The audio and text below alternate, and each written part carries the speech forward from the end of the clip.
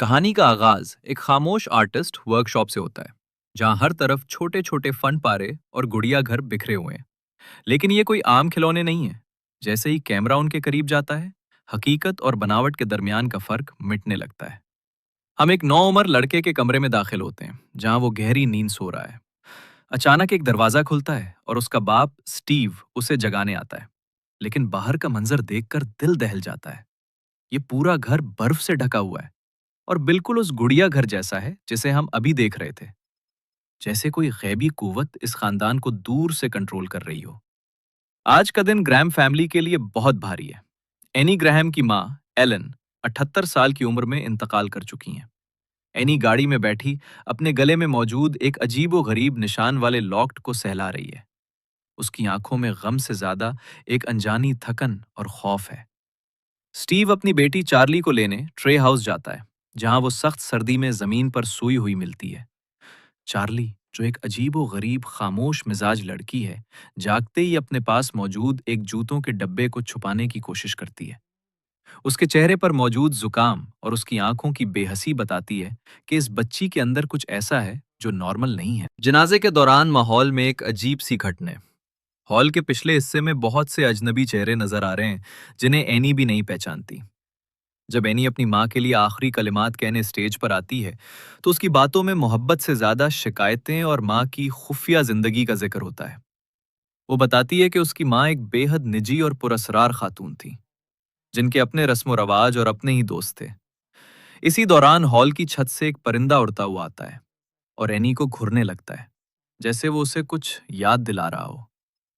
Charlie, जो अपनी माँ का खाका बना रही है, अचानक अपनी जबान से एक अजीब क्लिकिंग आवाज निकालती है। एक ऐसी आवाज जो आने वाली तबाही की दस्तक मालूम होती है।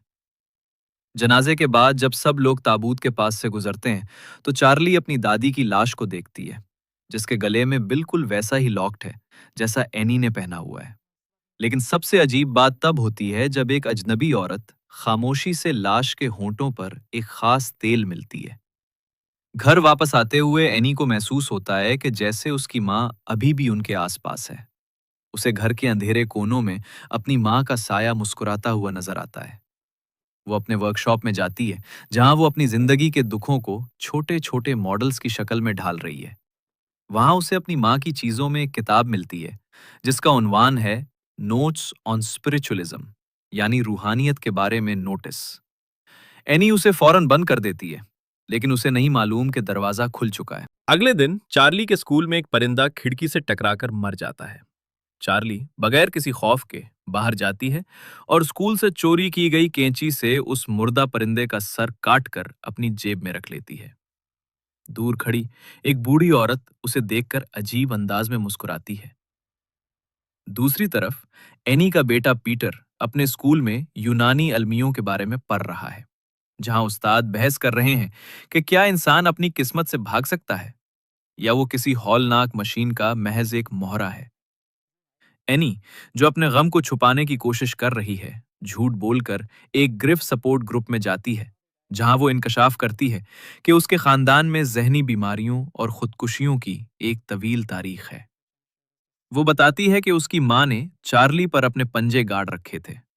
इसी रात, जब चार्ली बर्फबारी में नंगे पांव जंगल की तरफ चलना शुरू करती है, वो दूर अंधेरे में मशअलों के एक दायरे के दरमियान अपनी दादी जैसी एक लाश को खड़ा देखती है। एनी उसे बचाने के लिए दौड़ती है, लेकिन वो नहीं जानती कि वो अपनी बेटी को जिस हौलनाकी की तरफ धकेलने वाली है, वो मौत से भी बदतर है।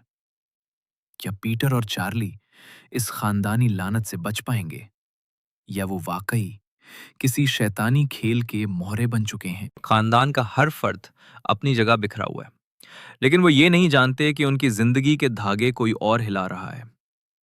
एनी ग्राहम की माँ का साया अभी तक घर से गया नहीं है, बल्कि वो अब अपने अगले शिकार की तलाश में है। अगले दिन पीटर अपने कमरे में बैठा है जब उसका दोस्त उसे एक पार्टी का मैसेज करता है। पीटर जाने के लिए अपनी माँ से गाड़ी मांगता है, लेकिन एनी एक शर्त रखती है। उसे अपनी छोटी बहन चार्ली को भी साथ ले जाना होगा। पीटर तिलमिला उठता है। वो एक कूल पार्टी में अपनी अजीबोगरीब बहन को नहीं ले जाना चाहता, लेकिन माँ के इसरार पर वो मजबूर हो जाता है। उसे नहीं मालूम कि ये एक छोटी सी शर्त उसकी जिंदगी का सबसे बड़ा डरावना ख्वाब बनने वाली है। पार्टी में पहुंचकर पीटर चार्ली को किचन में अकेला छोड़ देता है ताकि वो खुद अपने दोस्तों और उस लड़की के साथ वक्त गुजार सके जिसे वो पसंद करता है। वहां मौजूद कुछ बच्चे एक चॉकलेट केक काट रहे हैं। चार्ली, जो भूखी है, उस केक का एक बड़ा टुकड़ा खा लेती है। लेकिन एक हौलनाक गलती हो चुकी है। उस केक में अखरोट थे और चार्ली को अखरोट से शदीद एलर्जी है। चंद ही सेकंडों में चार्ली का गला सूजने लगता है, उसकी सांसें उखड़ने लगती हैं और वो तड़पने लगती है। पीटर घबराहट में चार्ली को उठाकर गाड़ी की तरफ भागता है। वो सड़क पर गाड़ी की रफ्तार इतनी तेज कर देता है कि उसे सामने कुछ नजर नहीं आता। चार्ली, जो सांस लेने के लिए तड़प रही है, खिड़की से अपना सर बाहर निकालती है ताकि कुछ हवा मिल सके। अचानक सड़क के किनारे एक टेलीफोन का खंबा आता है। एक जोरदार आवाज गूंजती है और पीटर के हाथ पांव ठंडे पड़ जाते हैं। वो गाड़ी रोकता नहीं, वो पीछे मुड़कर देखता भी नहीं, बस वहीं जम जाता है। वो खामोशी से गाड़ी चलाकर घर लाता है, उसे गैराज में खड़ा करता है और सीधा अपने बिस्तर पर जाकर लेट जाता है, जैसे कुछ हुआ ही ना हो। अगली सुबह पूरा घर एनी की चीखों से लरज उठता है। एनी ने गाड़ी में चार्ली की वो हालत देख ली है जिसका तसव्वुर भी मुमकिन नहीं। पेटर अपने कमरे में लेटा अपनी माँ की दिलदोज चीखें सुन रहा है, लेकिन उसकी आंखें खाली हैं, जैसे उसके अंदर का कुछ मर चुका हो। चार्ली का जनाजा हो जाता है, लेकिन घर में सोग नहीं, बल्कि एक खौफनाक खामोशी छा जाती है। एनी का जहनी तवाजुन बिगड़ने लगता है। वो अपनी बेटी की मौत के सीन को भी अपने गुड़िया घर के मॉडल्स में ढालना शुरू कर देती है। एक रात एनी को घर के बाहर एक औरत मिलती है जिसका नाम जवान है। जवान उसे बताती है कि वो अपनी बेटी से दोबारा बात कर सकती है, एक खास तरीके के जरिए। एनी पहले तो इनकार करती है, लेकिन फिर वो एक ऐसा तजुर्बा करती है जो उसे यकीन दिला देता है कि चार्ली अब भी उसके साथ है। वो स्टीव और पैटर को एक मेज पर बिठाती है और एक मोमबत्ती जलाकर चार्ली को बुलाने की कोशिश करती है। अचानक कमरे का दर्जा हरारत गिर जाता है। एक गिलास खुद ब खुद हिलने लगता है और पैटर की चीख निकल जाती है जब उसे महसूस होता है कि कोई नादीदा हाथ उसके बालों को खींच रहा है। क्या ये वाकई चार्ली है जो वापस आई है, या एनी ने अनजाने में किसी ऐसी बला को दावत दे दी है जो उस पूरे खानदान को निगल जाएगी। कभी कभी मुर्दे सिर्फ खामोश नहीं होते, बल्कि वो बोलना चाहते हैं, और वो आपकी आवाज इस्तेमाल करते हैं। चार्ली के जाने के बाद ग्रैम फैमिली के घर में सुकून नहीं, बल्कि एक ऐसी बेचैनी है जो दीवारों से टपकती महसूस होती है। एनी ग्रैम, जो अपनी बेटी की मौत के गम में पागल हो रही है, एक आर्ट सप्लाई स्टोर में अपनी पुरानी दोस्त जवान से मिलती है। जवान उसे एक ऐसी खुशखबरी सुनाती है जिस पर यकीन करना मुश्किल है। उसने एक रूहानी अमल के जरिए अपने मरे हुए पोते से राब्ता किया है। एनी पहले तो उसे पागलपन समझती है, लेकिन जब वो खुद जवान के घर जाकर एक गैबी ताकत को मेज हिलाने और ग्लास तोड़ते देखती है, तो उसके अंदर की मां जाग उठती है। उसे लगता है कि शायद वो चार्ली को एक आखिरी बार देख सके, एक आखिरी बार उससे माफी मांग सके। एक रात एनी अपने शौहर स्टीव और बेटे पेटर को जबरदस्ती नींद से जगाती है। वो उन्हें डाइनिंग टेबल पर बिठाती है और एक काली मोम बत्ती जलाकर वो कलिमात दोहराने लगती है जो जवान ने उसे सिखाए थे। फिजा में बोझलपन छा जाता है।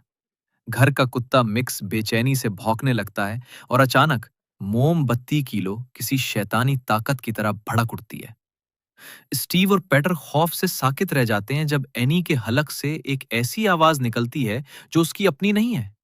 वो आवाज बिल्कुल चार्ली की है। वो रो रही है, वो डरी हुई है, वो पूछ रही है कि मम्मी, सब मुझे डरा क्यों रहे हैं। ये तजर्बा पीटर को अंदर से तोड़ देता है। उसे स्कूल में बैठे हुए भी चार्ली की क्लिकिंग आवाज सुनाई देने लगती है। उसे आईने में अपना अक्स हंसता हुआ नजर आता है, जबकि वो खुद रो रहा होता है। घर में हालात मजीद बिगड़ जाते हैं जब एनी को अपनी माँ के पुराने फोटो एल्बम में जवान की तस्वीर मिलती है। वो जवान जो दावा कर रही थी कि वो एनी को नहीं जानती, दरअसल उसकी माँ की पुरानी साथी और किसी खुफिया फिरके का हिस्सा थी। एनी को एहसास होता है कि ये सब इत्तेफाक नहीं है, बल्कि एक सोची समझी साजिश है जिसका मकसद पीटर को निशाना बनाना है। एनी जब घर की छत में जाती है तो वहां उसे अपनी माँ की बगैर सर वाली लाश मिलती है, जो एक अजीबोगरीब शैतानी निशान के बीचों बीच रखी हुई है। वो समझ जाती है कि उसकी माँ ने अपनी रूह या अपने किसी आका के लिए पीटर के जिस्म को एक मेजबान के तौर पर मुंतखब किया है। वो स्टीव से मदद मांगती है, लेकिन स्टीव उसे पागल समझकर पुलिस को बुलाने की धमकी देता है। गुस्से और खौफ में एनी चार्ली की वो ड्राइंग बुक आग में फेंक देती है, जिसका ताल्लुक उसकी अपनी जिंदगी से जुड़ चुका है। लेकिन जैसे ही किताब जलती है, स्टीव के जिस्म को आग लग जाती है और वो पीटर की आंखों के सामने एक जिंदा लाश बनकर जल जाता है। रात के अंधेरे में पीटर की आंख खुलती है तो उसे घर में एक हौलनाक खामोशी मिलती है। वो अपने बाप की जली हुई लाश देखकर चीखने ही वाला होता है कि उसे छत के कोने में कुछ नजर आता है। एनी, उसकी अपनी माँ, दीवारों पर किसी जानवर की तरह रेंग रही है। उसकी आंखें खाली हैं और वो एक तार से अपना ही सर काटने की कोशिश कर रही है। जैसे ही वो पीटर पर हमला करने के लिए छत से छलांग लगाती है, पीटर जान बचाने के लिए छत के उस रास्ते की तरफ भागता है जहां से वापसी का कोई रास्ता नहीं है। क्या पीटर उस शैतानी जाल से निकल पाएगा, या ग्रैम फैमिली का आखिरी चिराग भी बुझने वाला है? कभी कभी घर की छत सिर्फ सामान रखने की जगह नहीं होती, बल्कि वो इंसानियत और शैतानियत के दरमियान एक आखिरी सरहद बन जाती है। पीटर के लिए ये रात खत्म होने का नाम नहीं ले रही, क्योंकि वो जिस माँ से मोहब्बत करता था, वो अब एक ऐसी मखलूक बन चुकी है जिसका मकसद सिर्फ उसे तबाह करना है। पीटर हाँफता हुआ सीढ़ियों से ऊपर भागता है और छत का छोटा सा दरवाजा बंद कर देता है। वो अंधेरे में अकेला है। उसके पास सिर्फ एक टॉर्च है जिसकी रोशनी कपकपा रही है। अचानक उसे अपने ऊपर वाली छत से एक आवाज सुनाई देती है, जैसे कोई लकड़ी को खिंच रहा हो। वो ऊपर देखता है और उसकी रूह कांप जाती है। एनी, उसकी माँ, किसी छिपकली की तरह उल्टी छत से चिमटी हुई है और एक तार की मदद से अपने ही गले को आरे की तरह काट रही है। यह मंजर इतना हौलनाक है कि पीटर की चीखें निकल जाती हैं, लेकिन उसकी मदद के लिए कोई नहीं आने वाला।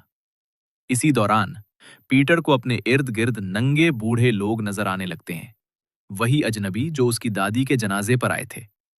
वो सब खामोशी से खड़े मुस्कुरा रहे हैं, जैसे किसी अजीम जश्न का इंतजार कर रहे हों। पीटर की जहनी हालत जवाब दे जाती है। उसे अपनी दादी की लाश नजर आती है जो इबादत की हालत में झुकी हुई है, लेकिन उसका सर गायब है। खौफ और बेबसी के आलम में पीटर के पास कोई रास्ता नहीं बचता। वो खिड़की की तरफ दौड़ता है और खुद को बाहर की तरफ धकेल देता है। पीटर जमीन पर गिरता है। उसका जिस्म साकित हो जाता है। ऐसा लगता है जैसे सब कुछ खत्म हो गया। लेकिन फिर एक नीली रोशनी हवा में नमूदार होती है और पीटर के बेजान जिस्म के करीब आती है। जैसे ही यही रोशनी उसके अंदर दाखिल होती है, पीटर का जिस्म झटका लेता है और वो दोबारा होश में आ जाता है। लेकिन ये अब वो पीटर नहीं है जिसे हम जानते थे। उसकी आंखें बदल चुकी हैं। उनमें वही बेहसी और खामोशी है जो चार्ली की आंखों में थी। वो उठता है और सामने ट्री हाउस की तरफ चलना शुरू करता है, जैसे कोई नादीदा ताकत उसे बुला रही हो। ट्री हाउस के अंदर का मंजर किसी जहन्नुम से कम नहीं है। वहां एक तख्त सजा हुआ है, जिस पर चार्ली का वो कटा हुआ सर रखा है, जिसे से सोने के ताज से नवाजा गया है। एनी और उसकी मां की लाशें तख्त के सामने सजदारेज हैं। फिरके के तमाम अरकान, जिनमें जवान भी शामिल है, पीटर के सामने झुक जाते हैं। जवान आगे बढ़ती है और पीटर को पायमान कहकर पुकारती है, जहन्नुम के 8 बादशाहों में से एक। वो बताती है कि उन्होंने एक औरत के जिस्म की गलती को सुधार कर अब उसे एक मजबूत मर्दाना जिस्म पीटर दे दिया है। पीटर, या अब जो कुछ भी इस जिस्म के अंदर है, खामोशी से सामने देख रहा है। पूरा कमरा हेल पेमौन के नारों से गूंज रहा है। उसे इल्म, दौलत और तमाम दुनिया के असरार का वादा दिया जा रहा है। ग्रैम फैमिली का खात्मा हो चुका है, लेकिन एक शैतानी बादशाह का जन्म हो चुका है जो अब इस दुनिया पर राज करेगा। पीटर के चेहरे पर एक हल्की सी खौफनाक मुस्कुराहट नमूदार होती है, बिल्कुल वही मुस्कुराहट जो चार्ली की हवा करती थी। क्या ये इख्तिताम है, या एक नई हौलनाकी की शुरुआत? क्या वाकई इंसान अपनी किस्मत के हाथों इतना मजबूर है?